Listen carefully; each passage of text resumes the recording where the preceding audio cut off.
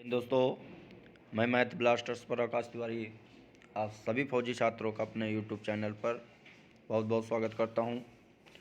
तो आज original paper Bangalore का देखेंगे कि कैसे कैसे प्रश्न पूछे गए थे, और वहां पर आपको जाने से पहले इस वीडियो को ज़रूर से देख लेना, ताकि आपको क्वेश्चन का लेवल और क्वेश्चन का तरीका पता चल सके। तो पहला प्रश्न है, हिल स्टेशन जवादी किस राज्य में स्थित है?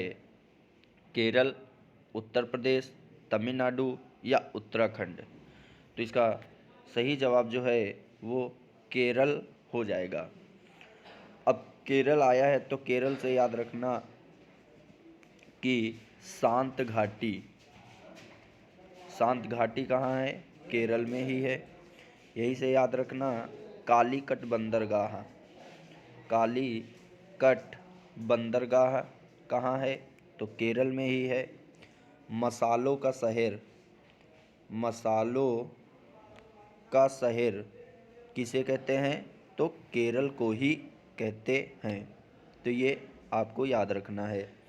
अब जैसे कालीकट आया है तो वास्को डी गामा जब भारत आया था 1498 में, तो वो कहाँ उतरा था? तो कालीकट बंदरगाह में उतरा था। अब वो वास्को डी गामा जो आया था उसका भव्य स्वागत किसने किया था? तो राजा जमोरिन ने। किसने किया था? राजा जमोरिन ने उसका भव्य स्वागत किया था। तो ये याद रखना है आप सभी को। आगे देखते हैं। अब देखो आया उत्तर प्रदेश। तो उत्तर प्रदेश, आप जानते हो कि उत्तर प्रदेश से अगर पूछ दिया जाए कि गेहूं का उत्पादन सर्वाधिक होता है तो उत्तर प्रदेश में, और अगर पूछा जाए प्रति हेक्टेयर तो पंजाब। ठीक। आगे है उत्तराखंड। तो उत्तराखंड से आ गया, और तमिलनाडु और उत्तर प्रदेश और आपका केरल। तो ये इनमें से सही जवाब कौन था? तो केरल था। याद रखोगे। अगला है, निम्नलिखित में से कौन सा जिला भारत की अंतर्राष्ट्रीय सीमा पर स्थित है? तो कौन सा है? सिरसा, पूर्वा, करीमगंज या अनंतनाग? तो इसका सही जवाब हो जाएगा करीमगंज। कौन सा हो जाएगा? करीमगंज। तो आपको याद रखना है। फिर उसके बाद अगला देखते हैं, टोडा जाति लोग पाए जाते हैं राजस्थान, अरुणाचल प्रदेश, मध्य प्रदेश या तमिलनाडु? तो टोडा जनजाति के लोग कहाँ पाए जाते हैं? तो आपको याद रखना है। इसका सही जवाब हो जाएगा आपका तमिलनाडु। कौन सा हो जाएगा? तमिलनाडु। आगे चलते हैं। दिलवाड़ा मंदिर किस धर्म से जुड़ा है? तो सभी को पता होगा, हिंदू धर्म और जैन धर्म दोनों, या बुद्ध धर्म या जैन धर्म? तो इसका सही जवाब हो जाएगा जैन धर्म। आगे, गंगा और ब्रह्मपुत्र की संयुक्त धारा को के नाम से जाना जाता है? सांगपो, मेघना, जमुना या पद्मा? तो इसका सही जवाब आपको बताना है। तो इसका सही जवाब हो जाएगा मेघना। क्या हो जाएगा? मेघना। आगे बढ़ते हैं। 6 नंबर प्रश्न कह रहा कि केंद्रीय फिल्म प्रमाणन बोर्ड भारत सरकार के निम्नलिखित में से किस मंत्रालय के अंतर्गत आता है? पहला है मानव संसाधन विकास मंत्रालय, सूचना एवं प्रसारण मंत्रालय, पर्यटन और संस्कृति मंत्रालय, युवा मामले और खेल मंत्रालय? तो इसका सही जवाब आपको बताना है, क्या होगा। तो इसका सही जवाब सूचना एवं प्रसारण मंत्रालय। फिर अगला है, भारत के चारों कोनों में 4 मठों की स्थापना किसने की थी। तो रामानुजाचार्य, माधवाचार्य, शंकराचार्य या भास्कराचार्य। तो इसका सही जवाब आपको देना है। तो इसका सही जवाब हो जाएगा शंकराचार्य। क्या हो जाएगा, शंकराचार्य। आगे, सर्वेंट्स ऑफ इंडिया सोसाइटी की स्थापना किसने की। तो सर्वेंट ऑफ इंडिया सोसाइटी की स्थापना तो याद रखना है चित्तरंजन दास, गोपाल कृष्ण गोखले या लाला हरदयाल। तो इसमें याद रखना गोपाल कृष्ण गोखले आपका सही जवाब हो जाएगा। फिर अगला 9 नंबर प्रश्न, मृदा अपरदन किसके कारण होता है। तेजी से शहरीकरण, वृक्षों की कटाई, पशुओं द्वारा अत्यधिक चराई या उपयुक्त सभी कारक द्वारा। तो इसका सही जवाब उपरोक्त सभी कारक द्वारा। अगला तुरंत से जल्दी आते हैं, LOC का पूर्ण रूप क्या है। Line of actual control, line of control, location of control या लाइन ऑफ कमांड। तो इसका जवाब आपको देना है, क्या हो जाएगा। तो इसका सही जवाब आपका लाइन ऑफ कंट्रोल होगा। क्या होगा, लाइन ऑफ कंट्रोल इसका सही जवाब हो जाएगा। फिर अगला प्रश्न देखते हैं, प्रदीप कुमार बनर्जी किस खेल से जुड़े हैं। तो प्रदीप कुमार बनर्जी किस खेल से जुड़े हैं आपको बताना है। फुटबॉल, टेबल टेनिस, बेसबॉल या हॉकी। तो इसका सही जवाब हो जाएगा फुटबॉल। क्या हो जाएगा, फुटबॉल। फिर आगे आते हैं, विश्व में हरित क्रांति के जनक के रूप में किसे जाना जाता है।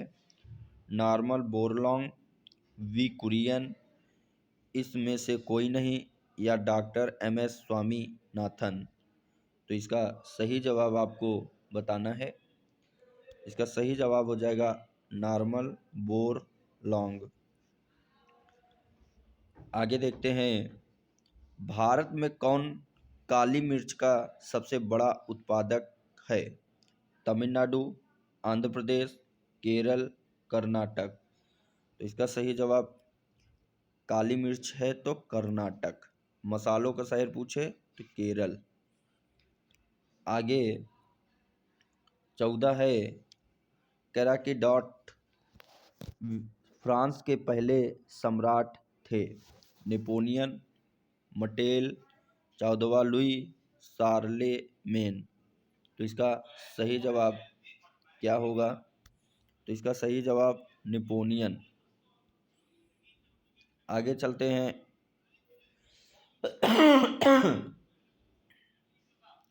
विंग्स ऑफ फायर नामक पुस्तक के लेखक थे। विंग्स ऑफ फायर नामक पुस्तक के लेखक थे डॉक्टर APJ अब्दुल कलाम, मुल्कराज आनंद, जवाहरलाल नेहरू, मैथिली शरण गुप्त। तो इसका सही जवाब आपको बताना है। तो इसका सही जवाब हो जाएगा डॉक्टर APJ अब्दुल कलाम। तो इसे याद रखना है। तो आपको ये पूरा वीडियो देखना है। तो ये आपके प्रश्न जो आए थे बेंगलोर में, तो वही प्रश्न कराए जा रहे हैं। अभी तक इस चैनल को अगर आप लोगों ने सब्सक्राइब नहीं किया है तो सब्सक्राइब कर लें और लाइक ज़रूर करें और अपने दोस्तों तक ज़रूर इस चैनल को शेयर करें। अब देखते हैं साइंस के प्रश्न कैसे पूछे गए थे।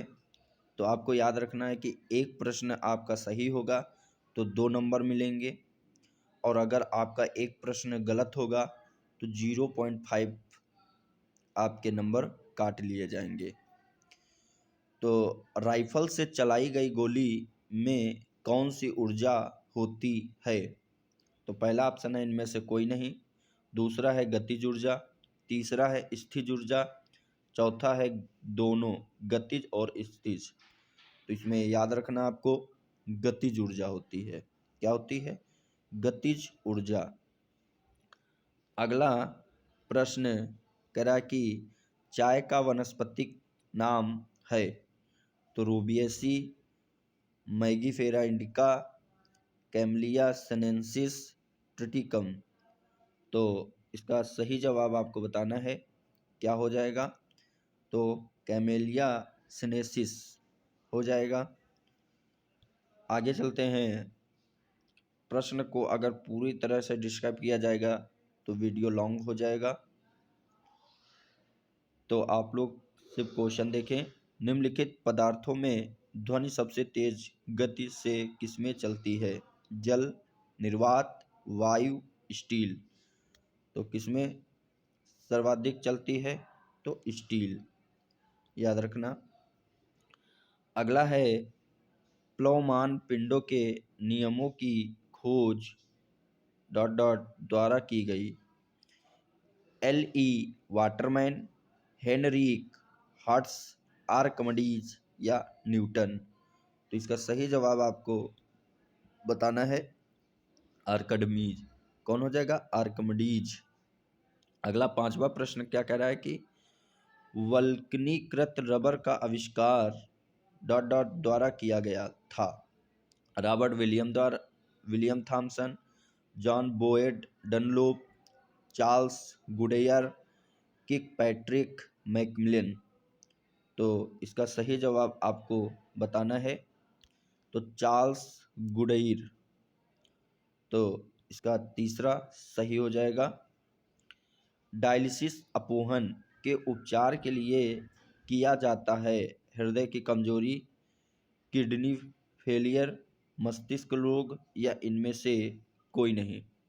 तो इसका सही जवाब हो जाएगा किडनी फेलियर। अगला 7 नंबर प्रश्न है, इन्वर्टर एक उपकरण है जो डॉट डॉट में परिवर्तित करता है। तो देखना है, डिस्ड धारा को प्रत्यावर्ती धारा, डीसी को एसी, प्रत्यावर्ती धारा को प्रत्यावर्ती धारा, एसी को एसी, डिस्ड धारा को डिस्ड धारा, डीसी को एसी डीसी, प्रत्यावर्ती धारा को डिस्ड धारा, एसी को डीसी। तो इसका सही जवाब हो जाएगा डीसी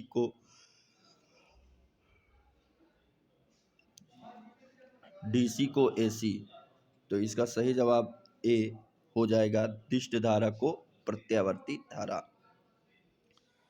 अगला है 8 नंबर, 295 केल्विन का तापमान लगभग के बराबर होता है।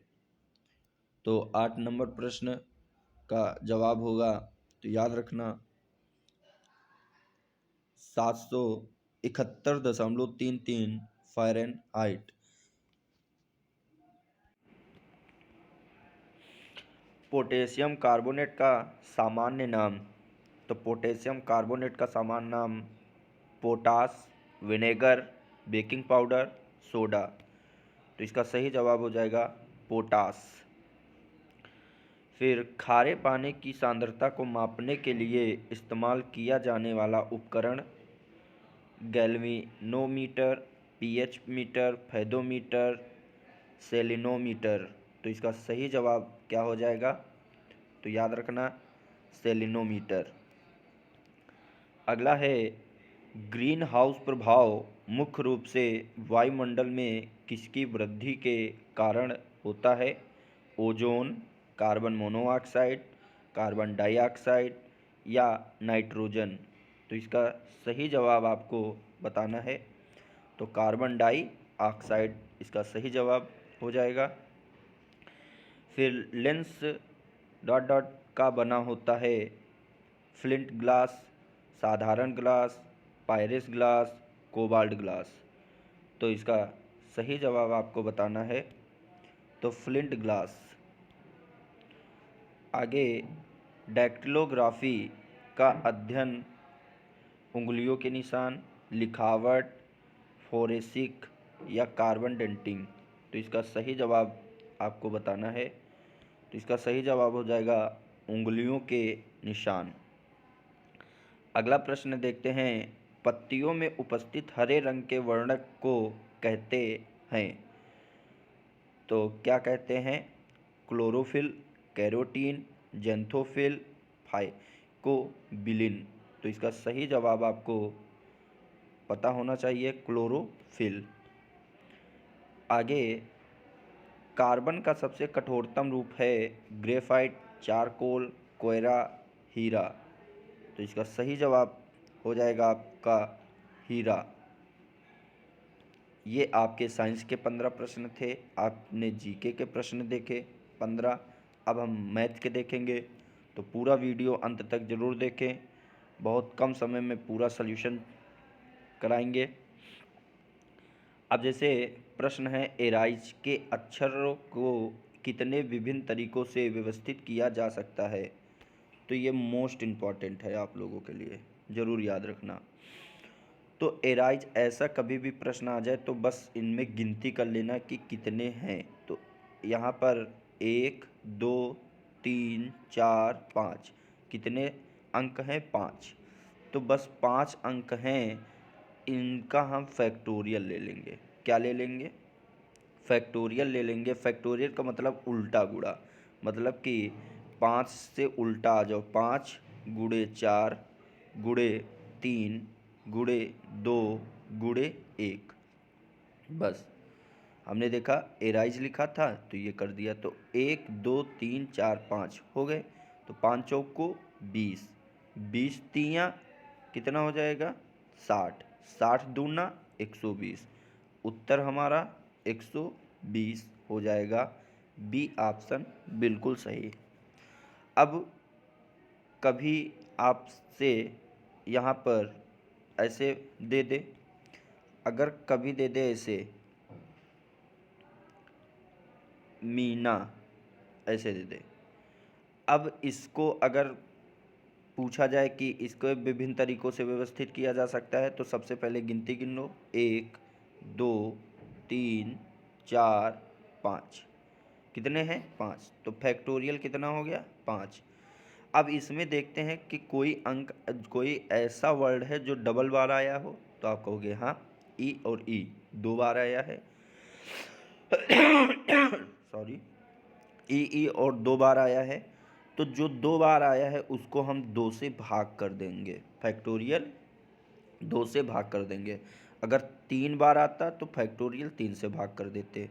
तो अब ये क्या होगा? 5, 4, 3, 2, 1 और फैक्टोरियल 2 मतलब 2, 1। ये और ये कैंसिल। 5 चौक को 20, 20 तियाँ 60। तब इसको कितने तरीके से लिखा जा सकता है? तो इसको 60 विभिन्न तरीकों से व्यवस्थित किया जा सकता है। याद रहेगा? आगे चलते हैं, इम्पॉर्टेंट है, याद रखना।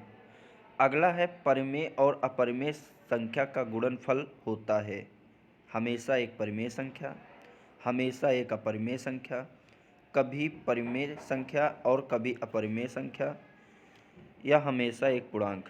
तो इसका सही जवाब हो जाएगा हमेशा एक अपरिमेय संख्या। अब परिमेय और अपरिमेय का मतलब क्या होता है?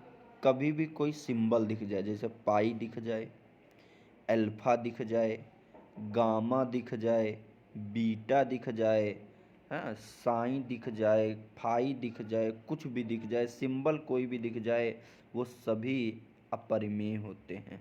कैसे होते हैं? अपरिमेय होते हैं। और कोई भी रूट के अंदर वर्ड आ जाए, रूट के अंदर वर्ड आ जाए, लेकिन ऐसा अंक जो रूट के बाहर ना आए, तो वो सभी कैसी होंगी? अपरिमेय संख्या होंगी। कैसी होंगी? अपरिमेय संख्या होंगी। 13 नवंबर को प्रश्न पूछा था, √2 कैसी संख्या है? तो √2 कैसी संख्या है? एक अपरिमेय संख्या है। अब मैंने कहा 2 का गुणा अगर √2 में गुणा कर दूं तो ये क्या हो जाएगा? 2√2।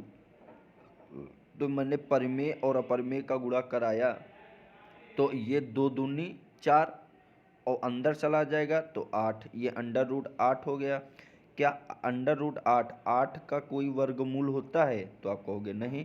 तो ये कैसी संख्या हो गई? अपरिमेय हो गई। तो इसका मतलब परिमेय और अपरिमेय का गुणा कराओगे तो क्या आएगा? अपरिमेय। और परिमेय का गुणा परिमेय में कराओगे तो हमेशा परिमेय आएगी, और अपरिमेय का गुणा अपरिमेय में कराओगे तो हमेशा अपरिमेय ही नहीं आएगी। देखो कैसे, मैंने कहा अपरिमेय का गुणा अपरिमेय, √2 3√3, तो अगर गुणा कराओगे तो √6 आ जाएगा, तो ये कैसी हो गई? अपरिमेय हो गई। लेकिन मैंने कहा √2 इंटू √2 का गुणा कराओ, तो √2 का गुणा करोगे, रूट हट जाएगा तो बचेगा क्या? 2। तो ये कैसी संख्या हो जाएगी? परिमेय हो जाएगी। ठीक, तो याद रखना।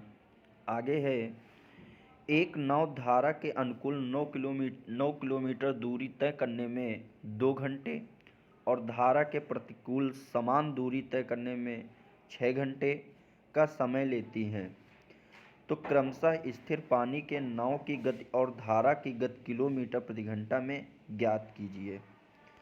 तो एक चीज़ याद रखना, जब धारा की दिशा बोले, धारा की दिशा बोले तो हमेशा याद रखना कि उनकी चालें हमेशा जुड़ जाएंगी, और विपरीत दिशा बोले, विपरीत दिशा बोले तो उनकी चालें हमेशा घट जाएंगी।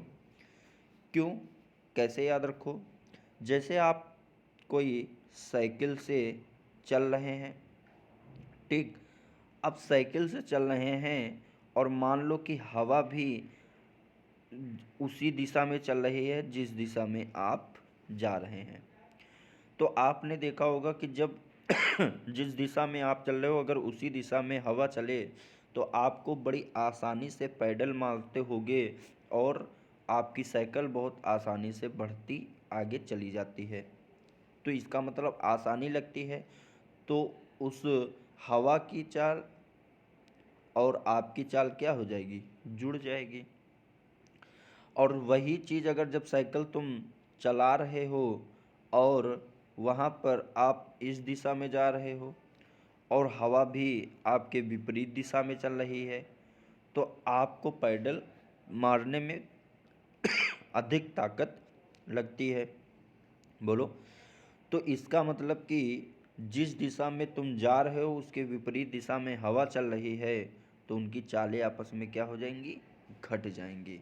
ठीक, जस्ट ट्रेन का उल्टा होता है, याद रखोगे। अब उसने कहा धारा के अनुकूल, एक होता है अनुकूल और एक होता है प्रतिकूल। एक अनुकूल मतलब धारा की दिशा, मान लिया कि यहाँ पर धारा की दिशा कहाँ है, तो यहाँ पे हो जाएगा एक धारा नाव के अनुकूल 9 किलोमीटर दूरी तय करने में 2 घंटे। तो हम जानते हैं चाल बराबर क्या होता है? दूरी बटे समय। तो हमने कहा नाव की चाल x है, ठीक, और धारा की चाल y है। तो ये आप दिशा में जा रहे हो तो हमने कहा धारा और नाव की चाल जुड़ जाएगी। तो चाल बराबर दूरी बटे समय मतलब 9 बटे कितना हो जाएगा? 2 हो जाएगा। बोलो, कोई समस्या? फिर उसके बाद उसने कहा है कि धारा के प्रतिकूल, तो प्रतिकूल में चालें घट जाएंगे, उतनी ही दूरी है मतलब समान दूरी 9, और कितने घंटे लग रहे हैं? 6 घंटे लग रहे हैं। ठीक, कोई समस्या नहीं होनी चाहिए। फिर यहाँ से अगर हम देखें x + y = 2 से इसको काटोगे 4.5 आएगा। बोलो, फिर उसके बाद x - y अगर इसको हम काटना चाहें तो आप काट सकते हो, 6 एकम 6 और 6 पंचे 30, 1.5 आएगा। बोलो, तो कह रहा है कि स्थिर पानी के नाव की गति और धारा की गति ज्ञात कीजिए। तो हमने कहा कि y और y यहाँ से कैंसिल हो जाएगा, x 2x हो जाएगा। तो 4.5 में 1.5 अगर जोड़ोगे तो कितना आएगा? 6। बोलो, 4 और 1 5, आधा आधा 1, तो 2 × 3 = 6। तो इसका मतलब कि आपके नाव की जो चाल है वो 3 किलोमीटर प्रति घंटा आएगा। बोलो, अब 3 किलोमीटर प्रति घंटा आपकी नाव की चाल आ गई। तो अब यहाँ 3 है, तो अगर मैंने कहा कि नाव और धारा की चाल का योग 4.5 है, और जिसमें आपकी नाव जो है वो 3 की स्पीड से चल रही है, और दोनों का योग 4.5 दिए है, तो 4.5 में अगर हम 3 निकाल दें तो मुझे किसके पता चल जाएगी? तो मुझे धारा की पता चल जाएगी चाल। तो यहाँ से हम 4 में अगर 3 निकाल दोगे तो बचेगा कितना? 1.5। कितना बचेगा? 1.5 बचेगा। तो इसका मतलब हमारा उत्तर जो हो जाएगा वो धारा और नाव की जब चाल कहेगा तो हमारा उत्तर जो हो जाएगा वो 3 किलोमीटर पर आवर और 1.5 किलोमीटर पर आवर। आपका उत्तर सही हो जाएगा। याद रहेगा। आगे चलते हैं। कह रहा है एक व्यक्ति 400 आमों के क्रय मूल्य पर 320 आम बेचता है, तो उसका लाभ प्रतिशत क्या है? देखो, यहाँ पर एक चीज़ समझना है। उसने कहा 400 आमों के क्रय मूल्य पर 320 आम बेचता है, तो उसका लाभ प्रतिशत ज्ञात कीजिए। ठीक, यहाँ पर थोड़ा मिस्टेक सवाल में है। यहाँ होना चाहिए 400 आमों का क्रय मूल्य 320 आमों के विक्रय मूल्य के बराबर है, लाभ प्रतिशत ज्ञात कीजिए, तभी तो लाभ आएगा। नहीं, तुम 400 के खरीदा 320 के बेचेगा तो हानि होना चाहिए। तो यहाँ पर हो जाएगा 400 का क्रय मूल्य 320 के विक्रय मूल्य के बराबर है, तो आमने सामने का मान हो जाएगा। तो इसका मतलब ये 320 हो जाएगा ये, और एसपी कितना हो जाएगा? 400 हो जाएगा। अब 320 के आम खरीदे 400 में बेच दिए तो लाभ कितना हुआ? तो आप कहोगे 80 का हुआ। लाभ और हानि परसेंट निकालते हैं तो किस पर निकलता है? तो क्रय मूल्य पर निकलता है। तो 320 इंटू क्या कर देंगे? 100। 0 0 कैंसिल, 8 चौक को 32, 4 से काटोगे तो 25 चौक को 100।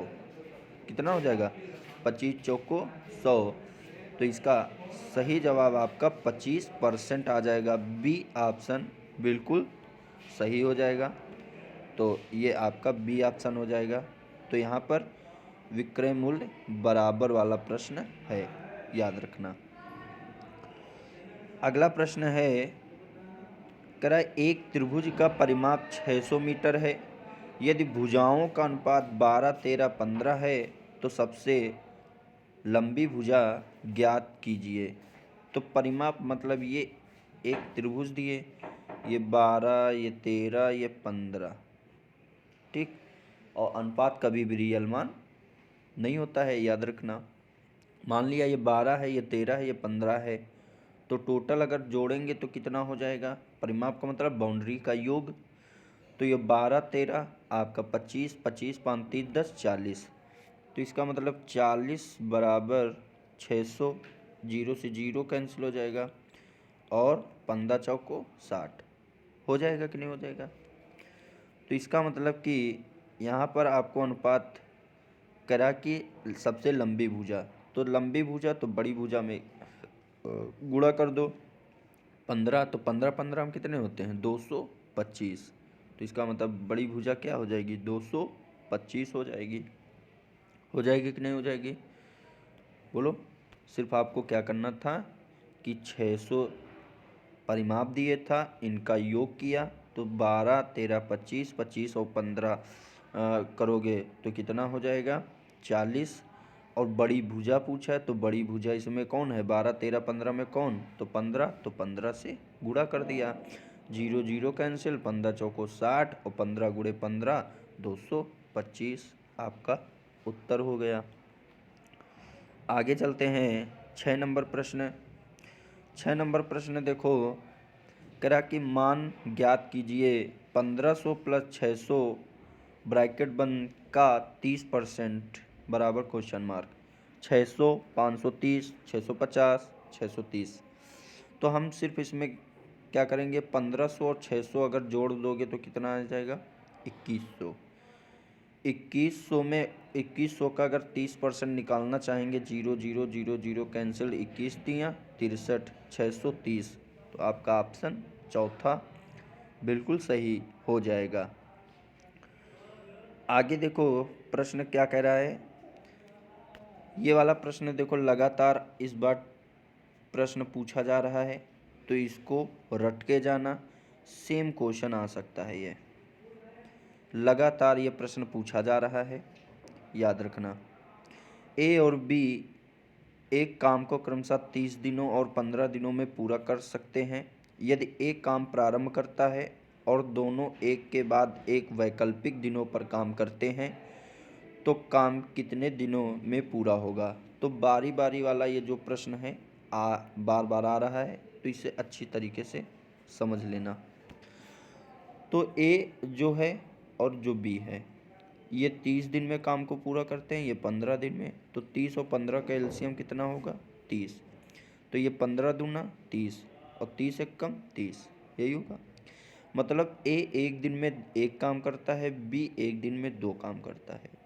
ए एक दिन में एक काम किया और कार्य छोड़कर चला आया। बी अगले दिन गया, दो काम किया, फिर बी काम छोड़कर चला गया। फिर तीसरे दिन ए काम करने जाएगा, बी नहीं जाएगा। फिर चौथे दिन बी जाएगा, ए नहीं जाएगा। मतलब इन दोनों द्वारा काम अगर देखा जाए तो एक ये काम किया, दो ये काम किया, तो काम हुआ कितना, 3 हुआ। जो 3 काम हुआ वो कितने दिन में हुआ, तो एक दिन ये गए, एक दिन ये गए, तो 2 दिन लगे। बोलो, 2 दिन लगे। लेकिन काम हमें कराना कितना है, 30। तो 3 काम हुआ है, 30 कराना है, तो बाकी कितना है, तो 3 दहम 30, 10 गुना काम बाकी है। तो अगर 10 गुना काम बाकी है तो दिन भी तो 10 गुना लगेंगे कि नहीं लगेंगे। तो 10 दूना 20 और 10 तियाँ 30। मतलब 30 काम होने में कितने दिन लगेंगे, 20 दिन लगेंगे। ठीक, इम्पॉर्टेंट प्रश्न है, ऐसा बार बार प्रश्न पूछा जा रहा है। फिर कह रहा है कि श्रृंखला बताइए। तो देखो 25 25 25 पंचे 125, 125 पंचे 625, आपका दूसरा बिल्कुल सही हो जाएगा जवाब। फिर अगला प्रश्न है, 7 लड़कों की औसत आयु 20 वर्ष है। यदि पहले 6 लड़कों की औसत आयु 19 से 1/2 वर्ष मतलब 19.5 वर्ष है, तो सातवें की आयु क्या होगी। तो देखो 7 लड़कों की औसत आयु जो दिए है वो 20 दिए है, और उन्हीं में से 6 लड़कों की दिए 19.5 साल। समझना बात।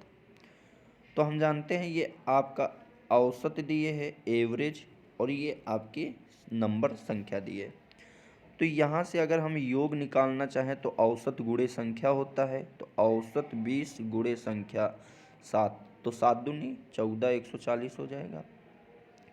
अगर इसका योग निकालना चाहें तो 19.5 गुणे 6, तो यहाँ पर कितना हो जाएगा, 6 पंचे 30 और 19 छक्का 114, 114 114 और 114 और 3 अगर जोड़ोगे तो 117 हो जाएगा। बोलो, एक संख्या के बाद दशमलव, तो एक संख्या के बाद दशमलव लगा देंगे। अब 140 सातों का योग है, जिसमें से 6 का 117 आया, तो सातों में से अगर 6 का निकाल दें तो सातवां का पता चल जाएगा। तो 140 में अगर हम 117 निकाल दें तो बचेगा कितना, तो आप कहोगे 7 3 10। ठीक, और फिर यहाँ पर बचे 3, 3 में 1 गया तो 2, तो 23। तो आपका पहला ये ऑप्शन सही हो जाएगा, 23 हो जाएगा कि नहीं हो जाएगा, पहला ऑप्शन 23। बस इनका गुणा कर दो और 6 से इसका गुणा कर दो, घटा दोगे 140 में 117, तो 23 आपका उत्तर आ जाएगा। अगला देखो क्या कह रहा है कि कह रहा है श्रृंखला में अगली संख्या ज्ञात कीजिए। 40 31 7 25 13 19 19 13, फिर क्या आएगा। तो आपको सिर्फ भ्रमित करने के लिए दिया गया है, बस 2 छोड़कर फिर उसके बाद आप करते चले जाओ। 7 6 13, 13 6 19, 19 6 25, हो गया उत्तर आपका। भ्रमित करने के लिए इतनी संख्याएं तुमको दे दिया। अगला प्रश्न देखो, 1589 मिलीग्राम को ग्राम में बदले। तो मिलीग्राम से ग्राम में अगर आना है तो 1000 से क्या कर दोगे, भाग कर दोगे। तो जैसे ही 1000 से भाग करोगे तो नीचे कितने जीरो, 3, तो 3 संख्या के बाद दशमलव लग जाएगा। तो जो ऑप्शन आपका दूसरा बिल्कुल सही हो जाएगा। अगला प्रश्न है, एक बल्लेबाज 12वीं पारी में 63 रन बनाता है। समझना, 12वीं पारी में 63 रन बनाता है, जिसमें उसका औसत 2 रन बढ़ गया। इसका मतलब कि जब 12वीं पारी खेली तो 63 रन बने और उसका एवरेज 2 बढ़ गया। अब 12वीं पारी के बाद औसत क्या है, तो इसका मतलब 12वीं पारी खेली तो 12 के पहले कितनी खेली होंगी, 11। अगर मैं 11 में 2-2 एवरेज बढ़ के ही तो 12वीं पारी 63 हुआ होगा। तो इसका मतलब 11 में अगर मैं 2-2 का एवरेज ना बढ़ाता तो 11 इंटू 2 तो कितना कम हो जाता, 22। तो हमने कहा 22 अगर इसमें हम कम कर दें तो मुझे पता चल जाएगा कि 12वीं पारी में कितने रन बने थे। तो 3 में 2 गया, 1 बचा, 6 में 2 गया, 4 बचा, 41। इसका मतलब इसका सही जवाब जो हो जाएगा फोर्थ, बिल्कुल सही जवाब हो जाएगा। सिर्फ क्या किया गया, 12 में उसने 63 रन बनाए, 12वीं पारी के पहले 11 पारी खेली होंगी जिसमें 2 का एवरेज बढ़ा है, तो ये इसमें बढ़ा होगा तो कितना बढ़ा होगा, 22। हमने कहा 22 घटा दो तो बचेगा कितना, 41 आपका उत्तर हो जाएगा। अगला देखो प्रश्न है 14, दो संख्याओं का अंतर 2 है और उनके वर्गों का अंतर 28 है, तो उनका योग ज्ञात कीजिए। तो दो संख्याओं का अंतर जो दिए 2 है, उनके वर्गों का अंतर जो दिए है वो 28 है, तो उनका योग ज्ञात कीजिए। अच्छा एक चीज़ देखो, यहाँ ए स्क्वायर माइनस बी स्क्वायर आया, तो इसको क्या हम ये लिख सकते हैं, एक बार ए प्लस बी, एक बार ए माइनस बी, बोलो, बराबर 28। ठीक, तो a माइनस बी अगर 2 दिए हैं तो a प्लस बी इंटू 2 बराबर 28। तो 2 से काटोगे तो 14 दूनी 28 हो जाएगा कि नहीं हो जाएगा। तो आपका सही जवाब जो होगा वो 14 हो जाएगा। नहीं समझ में आया, मैंने कहा दो संख्याओं का जो अंतर दिए है वो 2 दिए, दो संख्याओं के वर्गों का अंतर जो दिए है वो 28 दिए। तो मैंने कहा इसको हम ये लिख सकते हैं, एक बार a प्लस बी, एक बार a माइनस बी बराबर 28। फिर a माइनस बी की जगह हम 2 लिख सकते हैं बराबर 28। 2 से काटोगे तो 14 दूनी 28, तो इसका सही जवाब हो जाएगा 14। अगला प्रश्न देखते हैं, यदि एक घटना नहीं घटती है तो उसकी प्रायिकता होती है। तो जब कोई घटना घटेगी ही नहीं तो उसका आंसर 0 हो जाएगा। अगला देखो प्रश्न देखते हैं इसका, तो ये एक प्रश्न ये भी कई बार पूछा जा रहा है तो इसे भी रट लेना। कह रहा है एक बहुभुज की 44 विकर्ण हैं, इसकी भुजाओं की संख्या ज्ञात कीजिए। तो ये इम्पोर्टेंट प्रश्न है, इसे ज़रूर याद रखना। तो इसका सही जवाब हो जाएगा 11, याद रखना। आगे प्रश्न है 15 नंबर, इनमें से करा अलग शब्द ढूंढो। तो एक है पहिया, रेलगाड़ी, बस, नाव। तो पहिया, बस, नाव, रेलगाड़ी, इनमें से आपको भिन्न बताना है कौन सा होगा।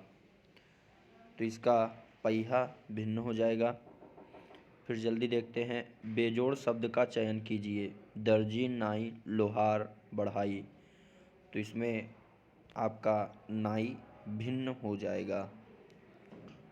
ठीक, अगला है क्लियर, कॉन्ट्रास्ट, बोस और कंसंट्रली चेक्ड। करा के वर्णक्रम में व्यवस्थित कीजिए और दूसरे अंतिम शब्द के रूप में आने वाले को चिन्हित कीजिए। तो इसका जवाब आपका क्या होगा? तो इसको याद रखना, इसका सही जवाब चौथा बिल्कुल सही हो जाएगा। ठीक, आगे चलते हैं। आगे है एक निश्चित कोड भाषा में AWAKE को ZVZJD के रूप में लिखा जाता है, तो उसी प्रकार फ्रेंड को किस रूप में लिखा जाएगा? देखो, एक से जेड लिखा गया है तो मतलब उल्टा लिखा गया। अजहर W से V लिखा गया, तो इसका मतलब कि ये तो चल नहीं रहा है। W होता ड्यू आना चाहिए, जो नहीं आया।